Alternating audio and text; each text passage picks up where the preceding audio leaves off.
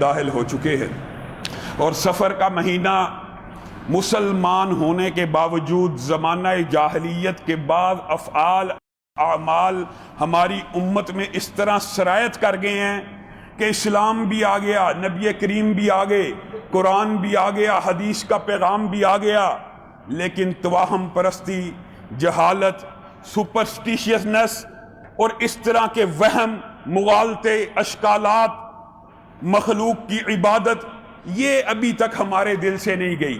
کیا مطلب؟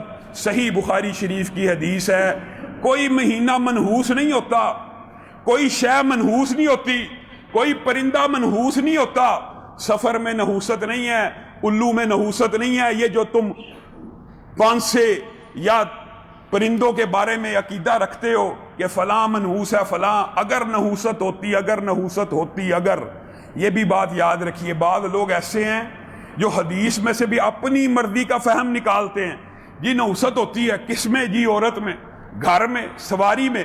اور بھائیو، نبی کریم صلی اللہ علیہ وسلم ارشاد فرما رہے ہیں اگر ہوتی، اگر نحوست کسی شے میں ہوتی، عورت میں ہو سکتی تھی، سواری میں ہو سکتی تھی، گھر میں ہو سکتی تھی، اور ان کی جو نحوستیں ہیں وہ کیا کیا ہو سکتی تھی، اس کے بارے میں بھی ائمہ نے بڑی تفصیلاً بات کی۔ لیکن اب اس امت کے اندر، اس امت کا یہ عقیدہ ہونا چاہیے کوئی مہینہ منحوس نہیں ہے، کوئی عدد منحوس نہیں ہے۔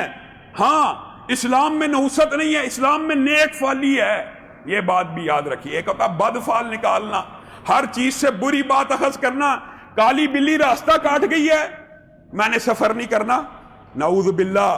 جو بندہ کسی شے کی وجہ سے نحوست کا عقیدہ رکھ کے، اپنی طرف سے نہیں کہہ رہا، نبی کریم صلی اللہ علیہ وسلم کا واضح فرمان ہے، جو ایسا عقیدہ رکھے کسی شے کے بارے میں گویا وہ نبی کریم صلی اللہ علیہ وسلم پہ اترنے والے دین سے منکر ہو گیا ہے۔ کالی بلی نے رستہ کاٹ دیا، انسان نے عقیدہ بنا لیا اب میرا سفر خراب ہوگا، انسان اس مخلوق کے ذمے میں پڑ گیا، اس نے اپنے عقیدے کا بیڑا غرق کر دیا۔ ہمارا معاشرہ، افسوس کی بات ہے، بات آئی ہے تو کہہ رہا ہوں، انشاءاللہ سیرت علی کا تذکرہ ہوگا، لیکن معاشرے کا المیہ کیا ہے؟ صبح صبح کسی دکاندار کے پاس جاؤ نا، میں نے جی ادھار نہیں دینا۔ کیوں جی؟ پہلی بونی ہے جی، اگر ابھی ادھار دے دیا سارا دن ادھار ہی آئے گا۔ یہ کتنا گندا عقیدہ ہے، یہ کتنا گندا فلسفہ ہے۔ کیوں گندا ہے؟ نبی کریم صلی اللہ علیہ وسلم آپ کو اور مجھے کس چیز کی تلقین کر رہے ہیں؟ بھائیوں کو قرض دو، مسلمانوں کی مدد کرو، مسلمانوں کی ہیلپ کرو۔ ایک بندہ اگر ایک دن میں روزانہ 1000 روپیہ صدقہ نہیں کر سکتا، وہ کیا کرے؟ اپنے بھائی کو، محتاج کو، ضرورت مند کو 1000 روپیہ قرض دے دے۔ ہوگا کیا؟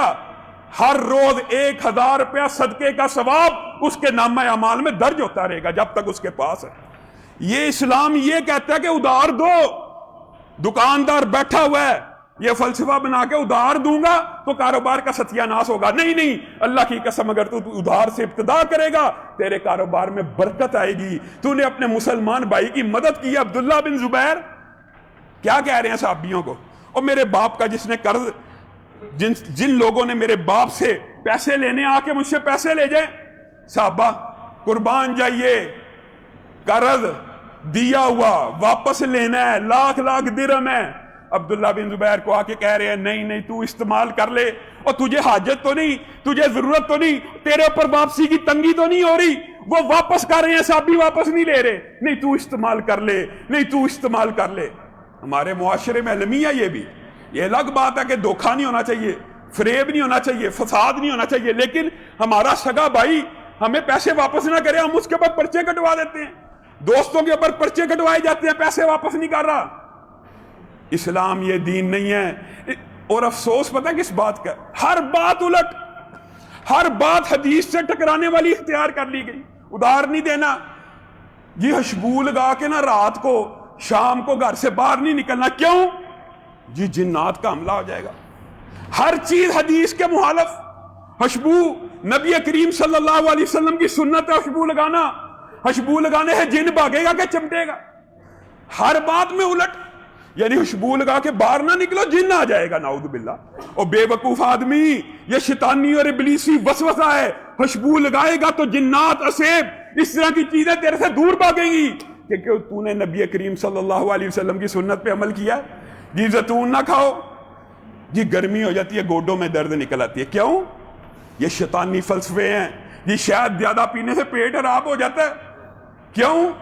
نبی کریم جو بات کہیں گے، جو بات قرآن میں آئی ہے، یاد رکھیے اس کے مخالف جو بندہ چل رہا ہے وہ شیطانی وسوسہ ہو سکتا ہے، ابلیسی وسوسہ. بات آئی ہے تو یہ بھی کہہ دیتا ہوں، ہمارے سے مناظرے کرتے ہیں. جی سانپ کا زہر ہو علاج کے لیے جائز ہے. اچھا بچھو ہو علاج کے لیے جائز ہے. یہ چوہے کی فلاں چیز ہو علاج کے لیے جائز ہے. جی لال بیگ بھی جائز، ہر چیز جائز علاج کے باب میں. جب حدیث آ جائے پیٹ کا مرض ہو، پیٹ کے ایسے امراض ہوں جو قابل علاج نہ ہو، اونٹنی کا دودھ اور پیشاب مکس کرو، جی یہ تو حرام ہے. بات سمجھ آ رہی ہے؟